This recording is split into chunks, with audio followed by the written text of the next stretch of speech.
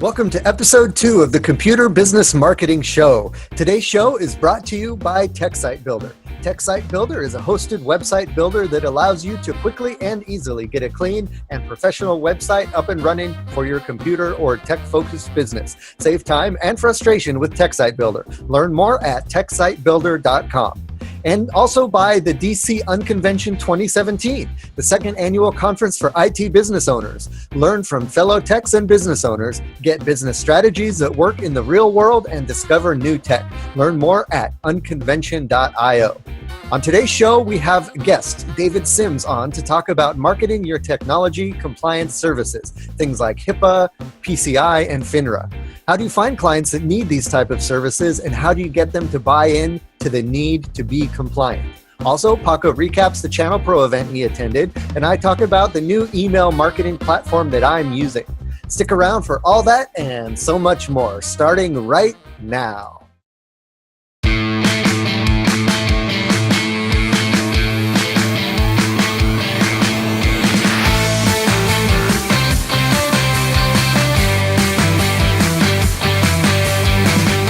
Hello, everyone, and welcome to the Computer Business Marketing Show. If you own or work in an IT services business, this is the place to learn how to get more clients, keep them happy, and grow your revenue. You can watch, download, and or subscribe to all show episodes at computerbusinessmarketing.com. You can also catch our live stream on Facebook every Wednesday at 4 p.m. Eastern. Just be sure to like the TechSite Builder Facebook page and click on the following tab, and then select See First so that the live stream will jump to the top of your feed. All right, guys, today we have a guest joining us. That guest is David Sims of HIPAA for MSPs. He is going to talk to us about marketing your compliance services. So, what is the best approach to finding clients and then marketing to them if you are trying to push services around compliance, whether that's HIPAA or PCI or FINRA or some of those other acronyms that we all enjoy so much. Before we jump into that, we are going to just kind of talk to Paco, see how Paco, our co-host, is doing and what he's been up to lately. So what's been going on, Paco? Not a whole lot. No, kidding. Quite a bit. So as I mentioned on the last episode, my nonprofit that I was sitting on had their gala/summit Thursday and Friday. It was a really good turnout. A lot of people there, a lot of resources, great food, really good time around. So a lot of my time had been spent on that for the past week, just preparing for that type of stuff. And then yesterday, I should say, me and a couple fellows from the Podnuts/YFNCG community all went to the Channel Pro convention over in Rosemont. So Tom Wilmot, who's in the chat now, Joe Nozanovich, I believe that's the last name. If not, sorry, Joe, I butchered your last name. Jerry Bransfield, Andy, Andres Quiros, John, and none other than John Dubinsky. We all just went over there, had a real good time, a lot of great info. And it was really cool how this year they really dived into the helpings and the understandings of an MSP, which I know Jeff Hallis just threw up in his mouth right now. But essentially, for how to really understand managed services, how to create add-ons and good cash flow coming in. And there was a lot of talk of HIPAA compliance, really doing understanding of marketing those type of compliance efforts or security efforts for business as an add-on revenue. And VoIP telecom was really a big thing too, really understanding that there are opportunities that other vendors have, like copiers, printers, services, managed print services, things like that, that can be adopted by a managed service provider, and being able to kind of put that all in one house and just kind of reselling or rechanneling all that effort moving forward. So it was a lot of great info, a lot of great tips, a lot of great vendors. There were some vendors there that I didn't know really did a lot of the stuff that they had there. So it was pretty cool. And it was definitely one of those where, if you didn't catch the one in Chicago, there's definitely 2 others that are coming out in the remainder of the year. So how do those events, how are they, or is it just a one-day thing? It's a one-day thing. So basically it's how they have it organized is there's 4 main sessions that are about 35 to 45 minutes. And then in between those, there are 10-minute spots of vendors providing some type of value keynote / what does their business do for you. So a lot of those were very interesting. Like there was one, the lady's name was Carrie Simpson, and she's out in Canada, and she actually runs one of the things that she does is a cold calling service for a designated target market that you let them know to do. So that's one of the ones that I thought was really cool because, I just don't have the time to do everything. So that was something to look into, see what the opportunities that, she and her company may have. There were a lot of other vendors that were local to me that I use some of those that are out of state. So I would find a better advantage of using some of these and really getting a good partnership going, because that was really the message of the entire show, was making relationships, making partnerships, so that not only is your bottom line going to grow, but you also grow along with helping a local vendor, helping you out in the local market. I like that that cold calling service. Is that something that we could put in the show notes for folks to check out? Yeah, absolutely. It's coldcalls.ca is her website. Okay. I actually just connected with her on LinkedIn, but I plan to give her a call, kind of just see how the whole thing works. But she has other businesses as well for those that are not the one-man shops and actually have repair shops or a little bit bigger. It sounds like she kind of does the whole gambit of things from when she was speaking on one of the panels there. But again, I haven't found out too much about it, but I just found it intriguing that, there is a service out there that can help with the lead generation while you improve your sales presentation and your sales process and your presentation process on closing that deal. Cool. I like that. Yeah, that's great. And because that's something a lot of us either don't have time for or just don't enjoy doing. Right. As far as, the aspect of the business that it's effective. It can be effective. And I think that would be great to outsource that piece of it. So that's cool. I'm going to look into that myself, actually. Yep. Cool. So yeah, that was that's a big gist of that. And yeah, so I'll probably have more details as I kind of really immerse in all the information that I went over. So, and then we'll kind of just go from there. Awesome. Sounds good. So what I've been up to recently is the big thing that I've been working on this week is transferring over from Aweber, which is what I used for my email marketing, to another email provider. And so I took a lot of time to kind of research the different options that are out there. Price was a consideration, features were a consideration, and I had to kind of, look at what features that I needed for exactly what I was wanting to do. And what I ended up landing on was ActiveCampaign. ActiveCampaign is, again, an email marketing service. And what I like about ActiveCampaign is that it has kind of some built-in CRM functions with it as well. So I like that I can have, my email list on there, and then I can keep track of a lot of different aspects of those clients. It also has functionality where I can keep notes. So if I talk to the client, I can, keep track of the conversations I've had with them. I can also set meetings and have time-based events that happen around those different clients. So there was the CRM portion, and then there's also, it's a very robust automation portion to it as well. So you can really get into assigning different activities and different actions based around the behavior and the actions that your users take. So like, for example, if I send out an email with a video and then also like a link to read a transcript of the video, I can see, who watched the video versus who clicked on the transcript. And then I can tag the video watchers as people who like to watch videos, and the transcript people as the people who prefer reading. And then using those tags in the future, I can only send, video stuff to those guys who watch the video, and only send text-based stuff to the guys who clicked on the to read the transcript. Stuff like that. That's a very simplistic example. But there's lots of that kind of thing available in Active Campaign. I'm still poking around and figuring out what it can do, but so far I'm impressed, and I've been having fun with it, and I like it. Everything is better than Aweber, honestly.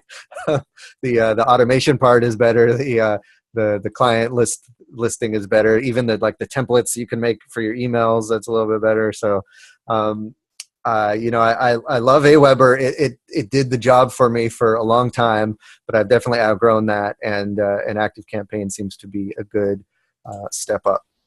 Gotcha. So kind of highlighting on email platforms, I'm not sure if anyone has heard, but I actually use MailChimp.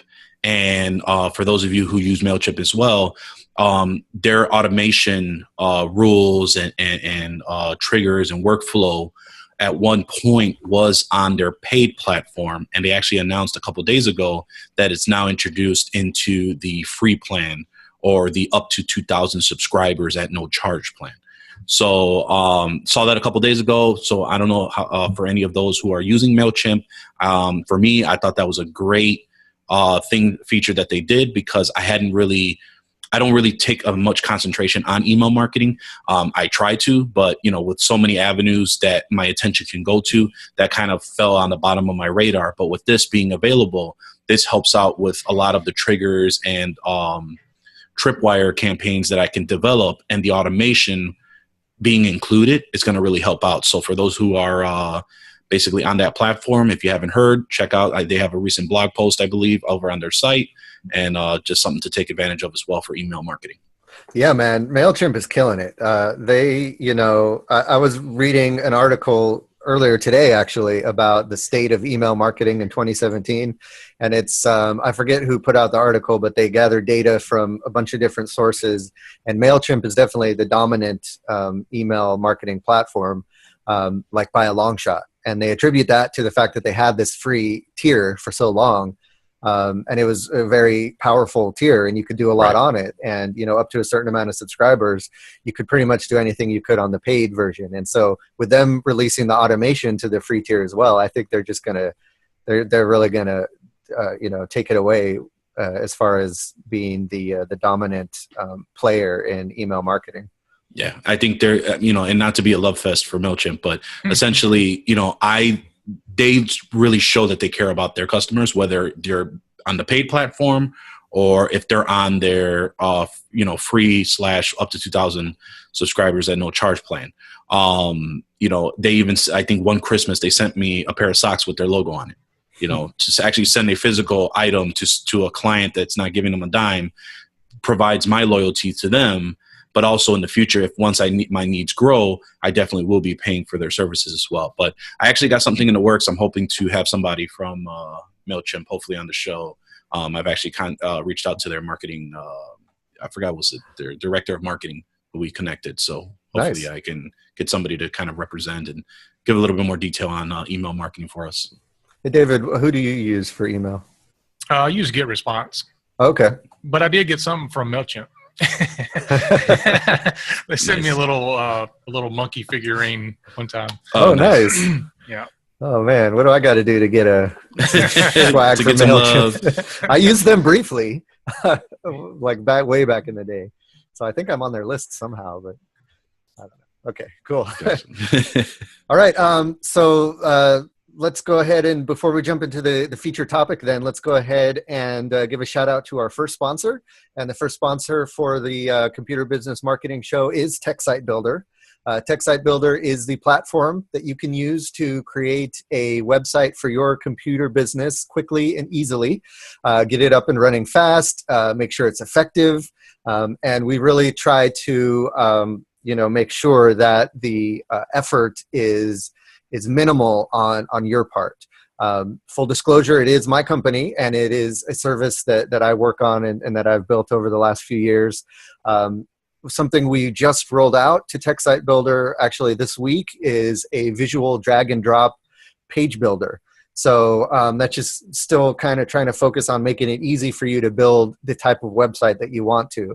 So with that page builder, we have a lot of cool new features that come with that, stuff like sliders and and animations and tabs and accordions, all those cool little interactive things that you find on websites. And what I've found is that those kind of interactions on websites help to deepen the engagement from people who are visiting your website. So what I found with those types of things on websites is, you want your important information upfront and easily accessible. So, your UVP, your unique value proposition, your buy buttons and your contact information, you want that all right there above the fold, easy to access. But then for people who want to learn more about your business as they dig deeper into your website, I find it's helpful to have some of those interactive things like tabs that you have to click on to find more information, or if you click on a button, it reveals some text. Stuff like that helps to keep people engaged. It improves your bounce rate, and it just kind of helps people, interact with your brand more, and that just deepens that connection to your business. And so that was kind of the focus with this new rollout of the Page Builder, was to add some of those features to your website to make it really easy, and then to make it easy for you to implement it.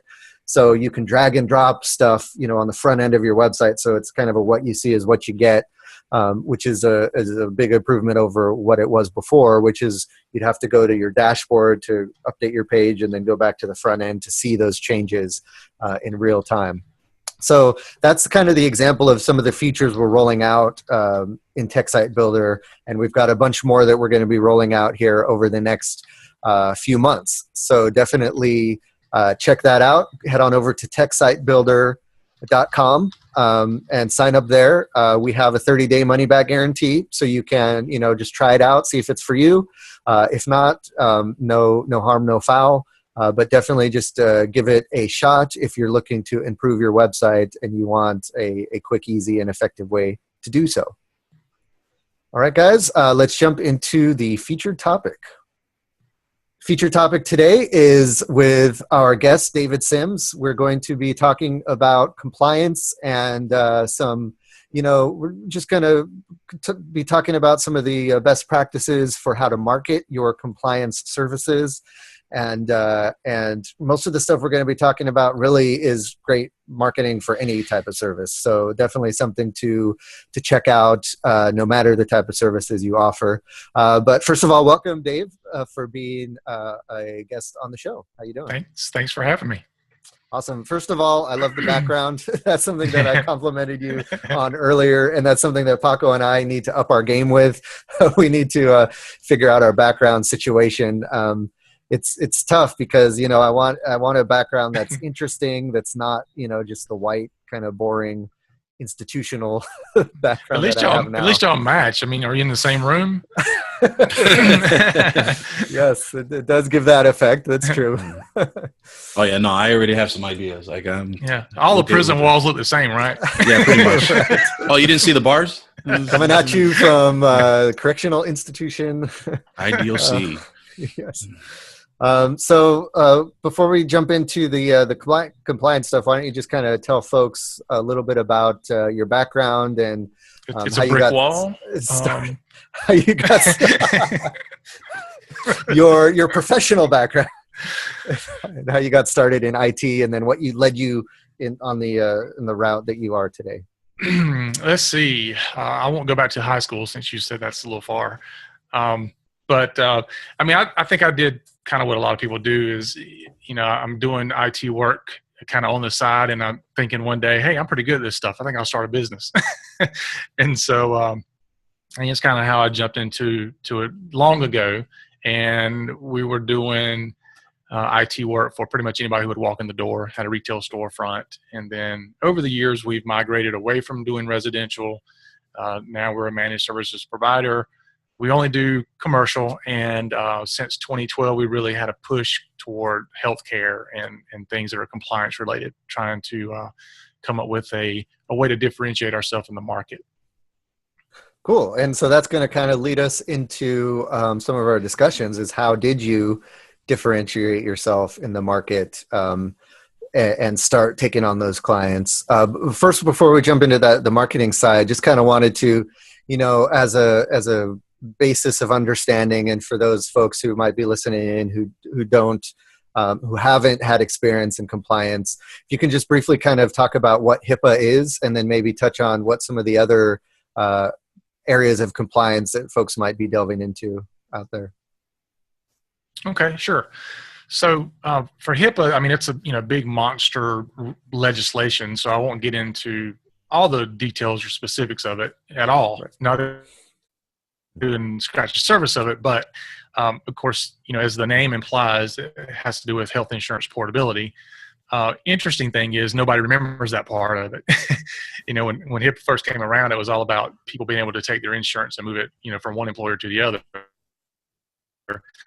But now we know it as this big monster legislation, which makes people have to do all these crazy privacy and security things to protect data. And so that's pretty much what HIPAA has become when you think about it. And so the reason why we as IT people are now talking about this now, even though HIPAA has been around a long time, is because it really didn't apply to us until 2013, when they had this thing called the Omnibus Rule that came out.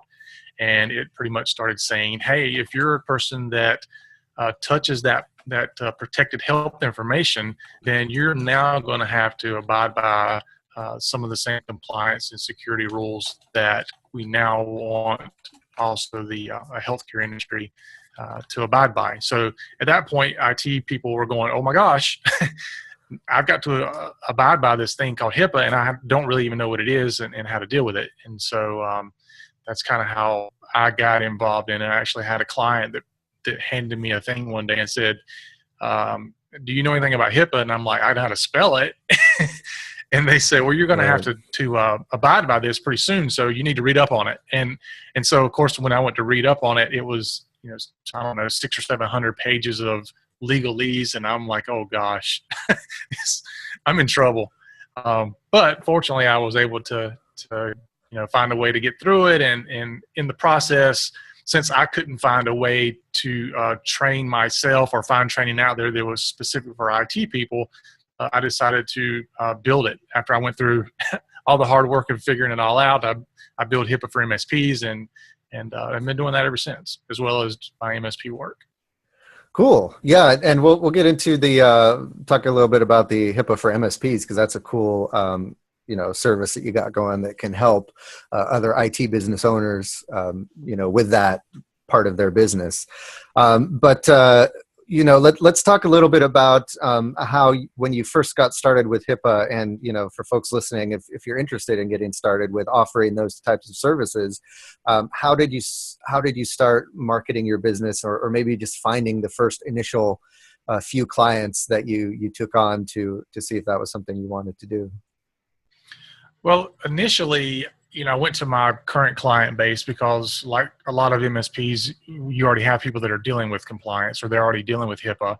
And so it was a matter of us going in and going, okay, now we pretty much understand where you're coming from with HIPAA, and we understand what you need.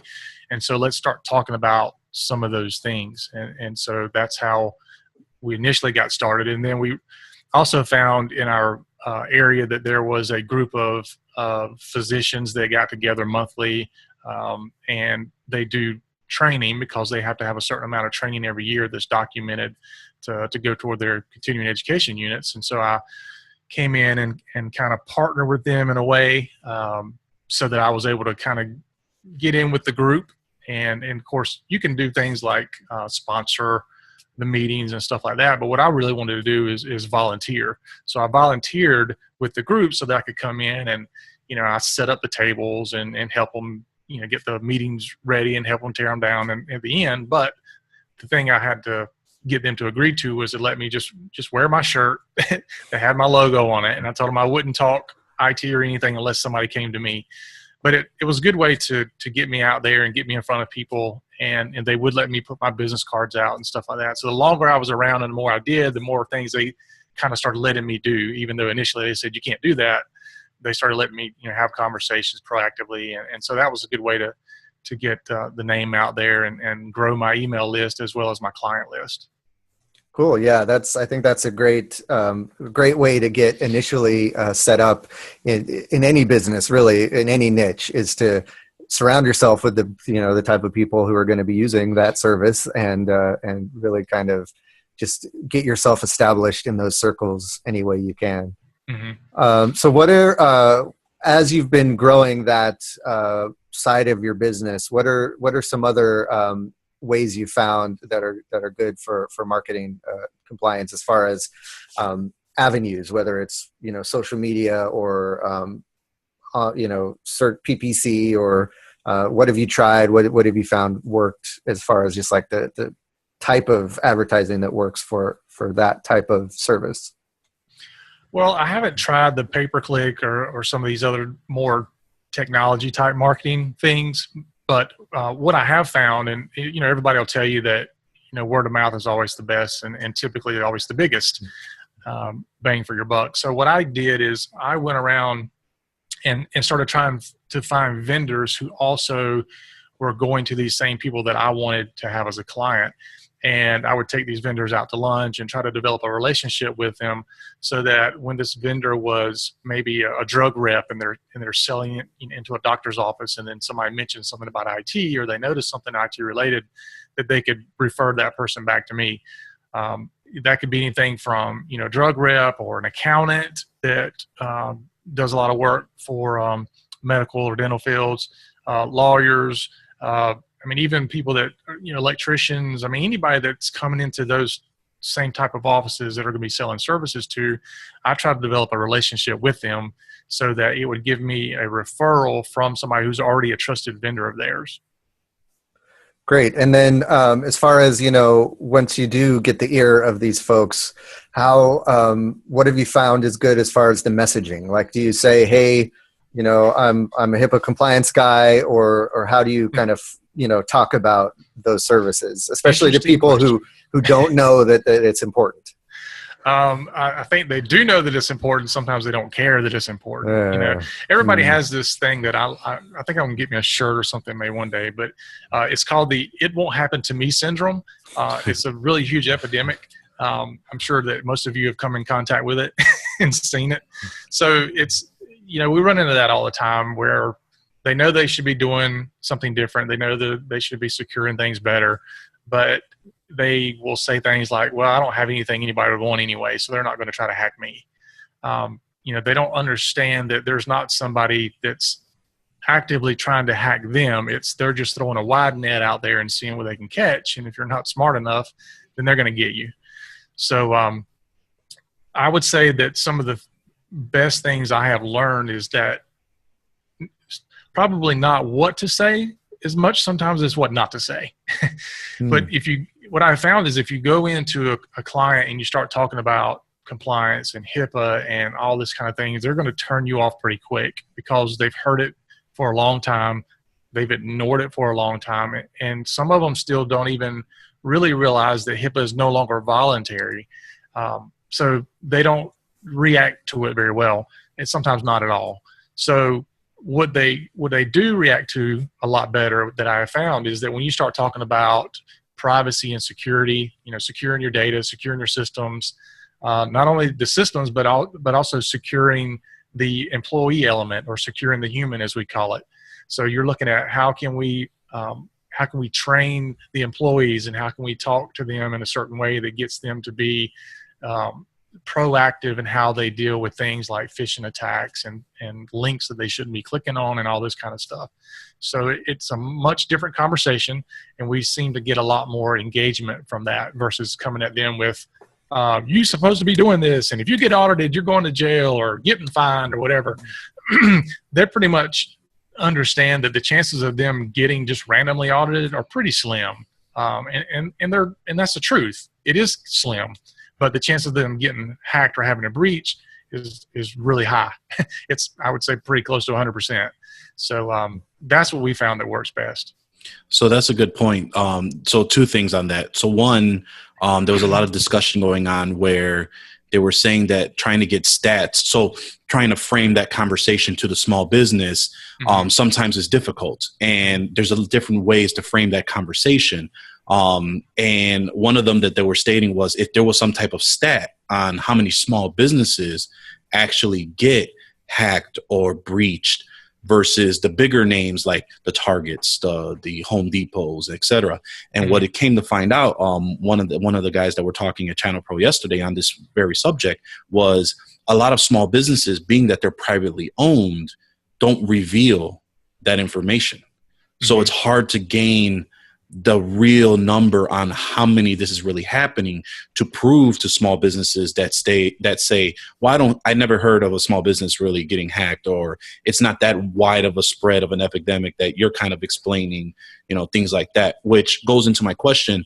Does a lot of people, like I was hearing yesterday, was make sure to do a lot of fear mongering tactics, like make sure that to put the fear in them to understand that this is what's going on, so that they can take action. Have you found that type of tactic works a lot easier / better, or should that be framed in a different way that maybe empowers the end user to be maybe to take action?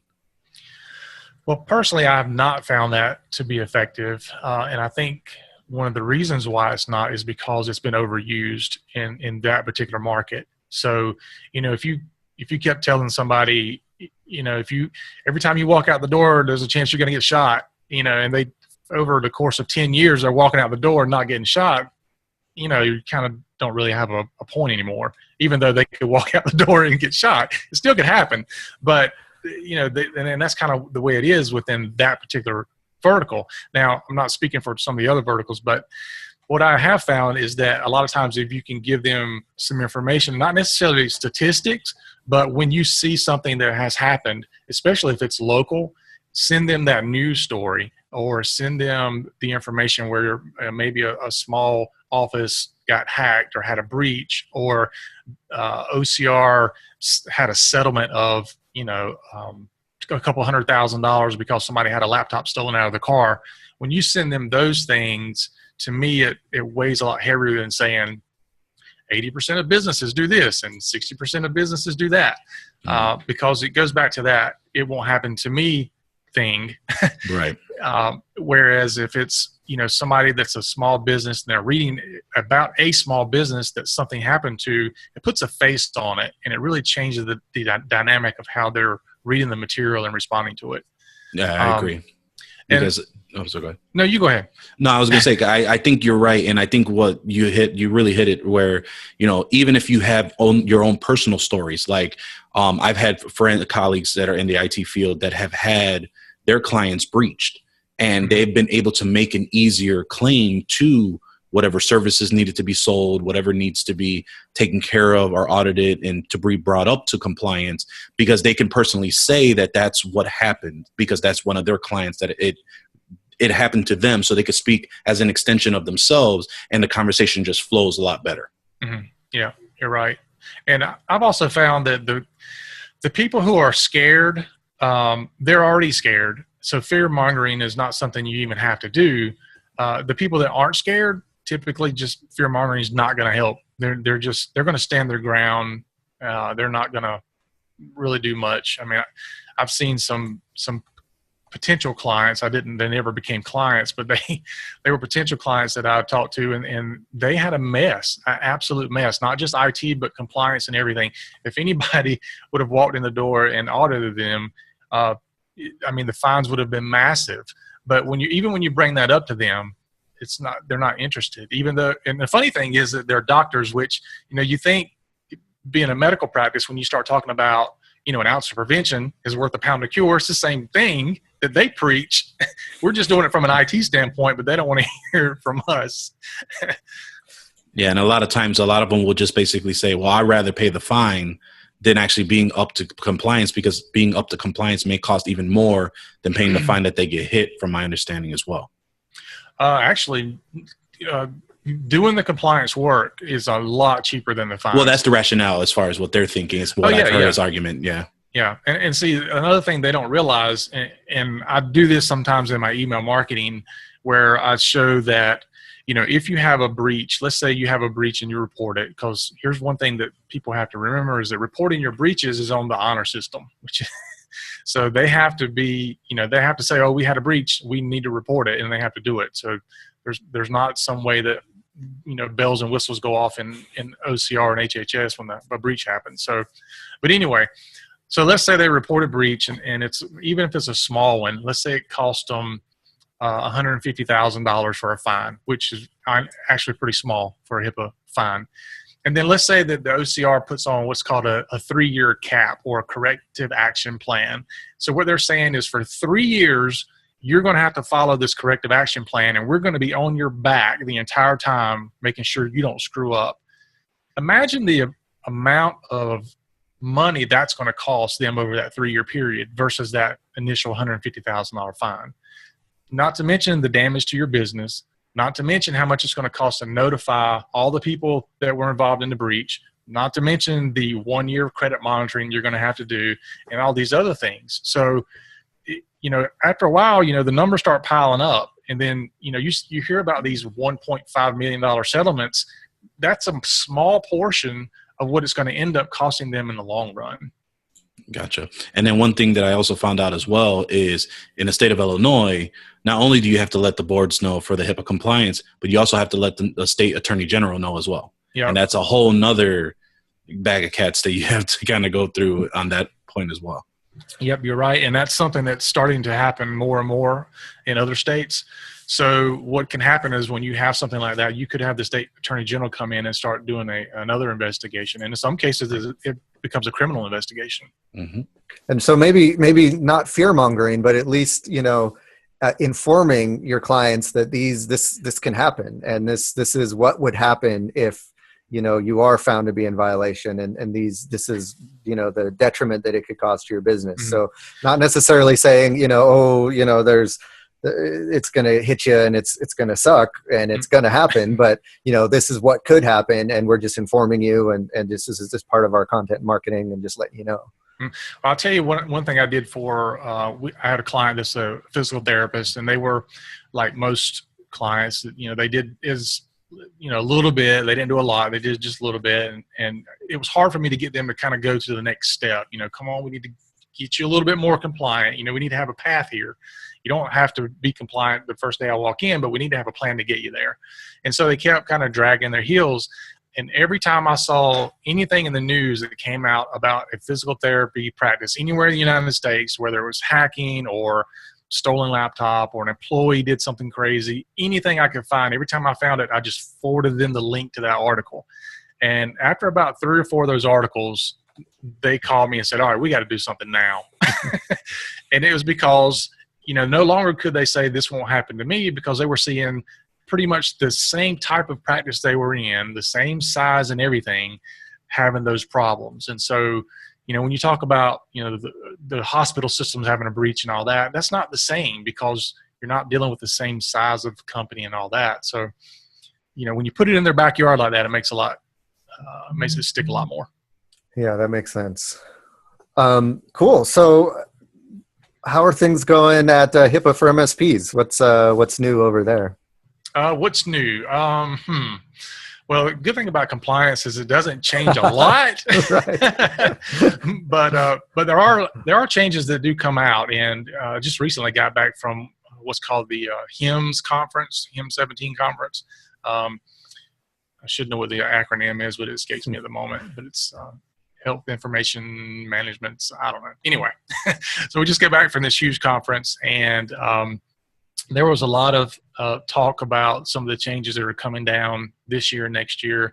Of course, we had the big change in the White House, so everybody was kind of looking at, is there anything going to come out of that? And the funny thing is, a lot of people were saying that, if Trump gets elected, they're going to repeal HIPAA, or if Clinton gets elected, she's going to repeal HIPAA, which was hilarious, because it's not going to happen no matter who gets elected. Yeah. But one of the things they did want to look at is, once they start replacing these people in these key positions, are the audits going to continue? Are they going to get heavier? Or are they going to get less? And so far, what we've seen is they've actually started ramping them up even more. So that's one thing that people wanted to know was about the audits. So a lot of what we do with HIPAA for MSPs, outside of the training aspect of it, is keeping up with all these things that are going on all the time. When they have settlements that come out, we had 3 different settlements came out last month. So we study those settlements, we dissect them, we find out what happened, what went wrong, how did it happen. And of course, most of these are people that we would consider our clients. But we're now starting to see some IT related things come out, and we haven't had a strictly an MSP yet, but we have had some IT related things that have happened where an IT company of sorts has violated HIPAA or done something that has caused a client to violate HIPAA, and they've been fined for it. So that's, something that definitely starts ringing bells with the IT community.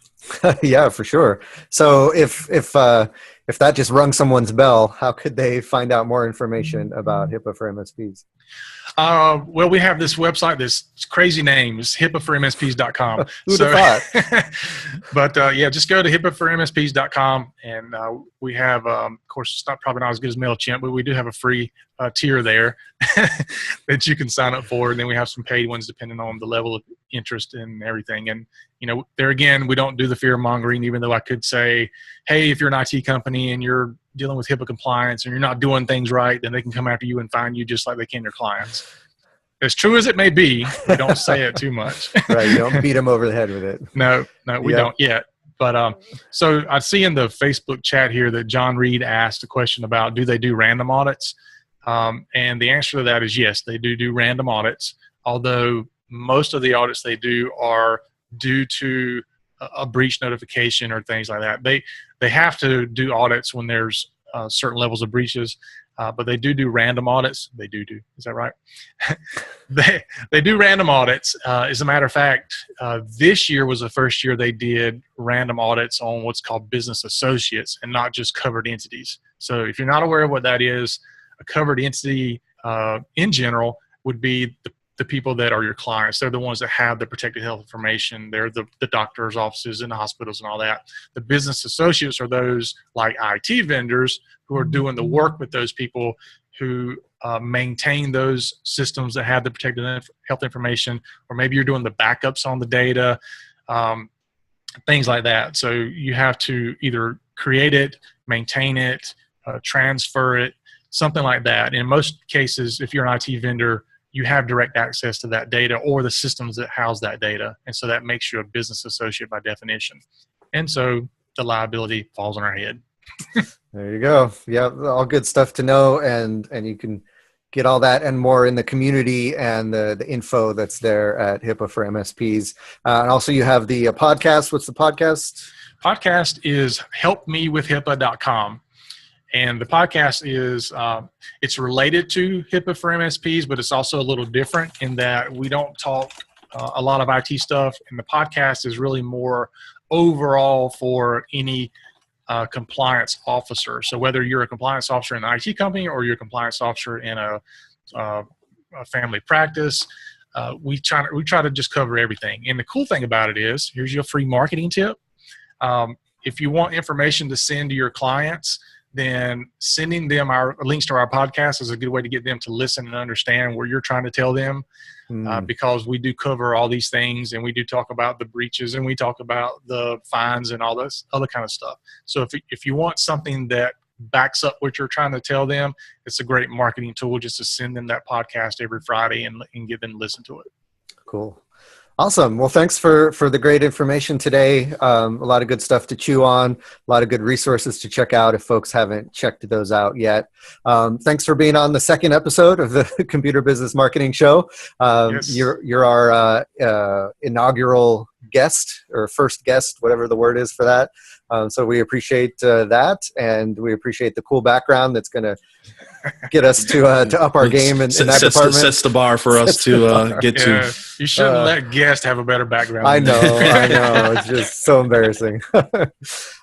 Cool. So we're going to jump into the marketing tip of the week in just a sec. But before we do that, I'm going to give a shout out to our second sponsor, which the sponsor is actually tied with our guest. It's the Unconvention, the DC Unconvention 2017.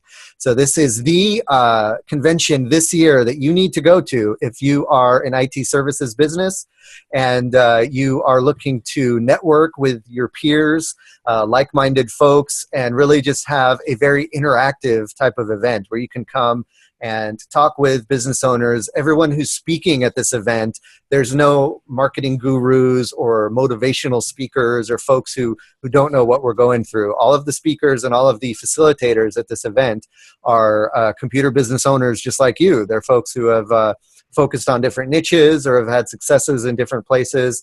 They're going to be there to talk about their experiences. We're going to have all of the podcasters that you know and love, like myself and the Mike Smith from the Mike Tech Show. Some of the folks from the Podnuts Network are going to be there. We're also going to have hands-on labs where you can get kind of your hands dirty with demos of different technology.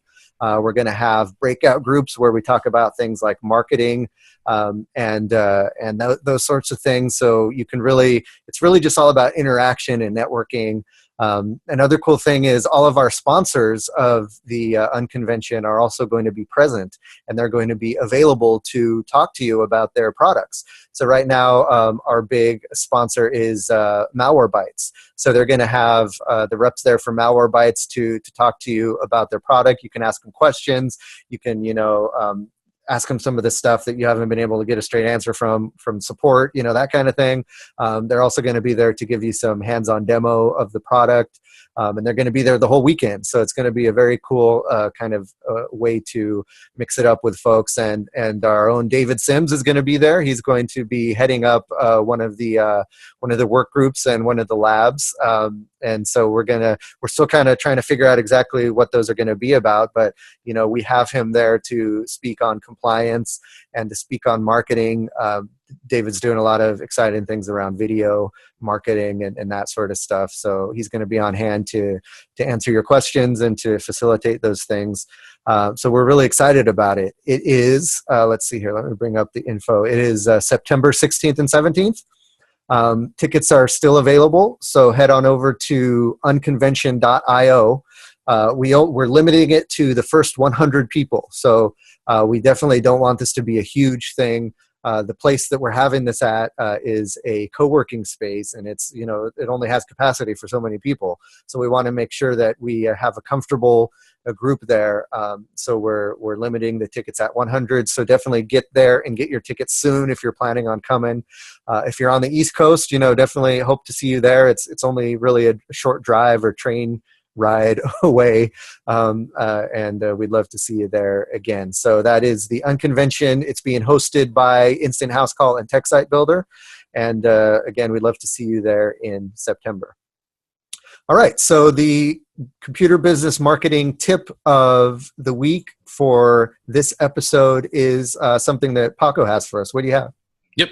So from a lot of talks and just basically from everything kind of going from the last couple of weeks, very big important is to review your online positioning. So what does that mean? It means basically to verify that all the things that you've signed up with when you first started with your business or new services as you've gone along, such as the Yelp pages, Google My Business, and even other sites that you may not be aware of that are basically mining that data from other sources, are very big pieces to help drive traffic to your website with SEO and the backlinks to it. So you want to make sure that you verify all of it is the same, it's correct, and there's nothing that is outdated. Now, the easiest way to do this that I've found is going to the site moz.com, MOZ.com, and clicking on the second button that says get your free listing score. Now, I personally don't pay much attention to the score myself, but with the results, it actually tells you, it'll match up your business on who they believe, if to match if that is yours that you currently have. And then once you click on that business to select the listings that it tried to match, it has a very good interactive way of determining which listings are basically mismatching, missing information, or more categories, more photos, or something that could improve that profile to help get your presence online better noticed. So that would be a very big thing, especially for everyone that is really paying a lot of money for online advertising. This is a big piece to really make sure that all of your online positioning or position on online is the same. It all is correct and basically is going to be uniform as you move forward. And this is important for SEO also. especially for local SEO, because all of the different places that are pointing links back to your website, the local listing services and the directories and stuff, they probably a lot of them, they scrape your info from different places like Facebook or Google or LinkedIn or wherever they can find your info, and you want to make sure that that info is all the same. Because otherwise, in SEO terms, when search engines are looking at different links, they might think that link coming from that one directory is for a different business, because either the name is slightly different or the address is slightly different or the phone number is different. So to help your SEO, you want to make sure that your address and your local info and your business name and all that stuff are consistent across all the listings online. Yeah, especially if you had multiple locations and you've kind of narrowed it all down to one. Like perfect example, I at one point had 4 offices. Now I'm only down to 1. So this really helped me find all those ones that listings that had all my old offices addresses and basically remove them, merge these listings over. I think somehow, some way, I had like 3-4 Facebook pages that someone checked in on some of these offices that I went ahead and claimed and deleted to avoid that duplicate, incorrect information. So in case someone did happen to go over to one of those sites, it wasn't there. Cool. Great stuff. So yeah, definitely have that in the back of your mind and take a look at that. Great tip. All right, guys. Before we head out, one thing I forgot to mention was for the Unconvention, we do have a discount code. So if you, TechSite Builder has a discount code. If you want to get tickets for the Unconvention at a discount, you can get $40 off the tickets by using the code TSB at checkout. Again, the code is TSB, stands for TechSite Builder, and you can use that at checkout for $40 off your Unconvention tickets. So again, we hope to see you at the Unconvention. All right, that's going to do it for this edition of the Computer Business Marketing Show. Head on over to computerbusinessmarketing.com and let us know what you think in the comments section below the show notes, or be sure to watch us live on Facebook, and you can ask questions there and we can answer them live on the show. Also, don't forget, you can send questions and feedback to mail@techsitebuilder.com, and that's where we will take your emails that you want to be read on the show, and we'll read them on the show and answer them for you.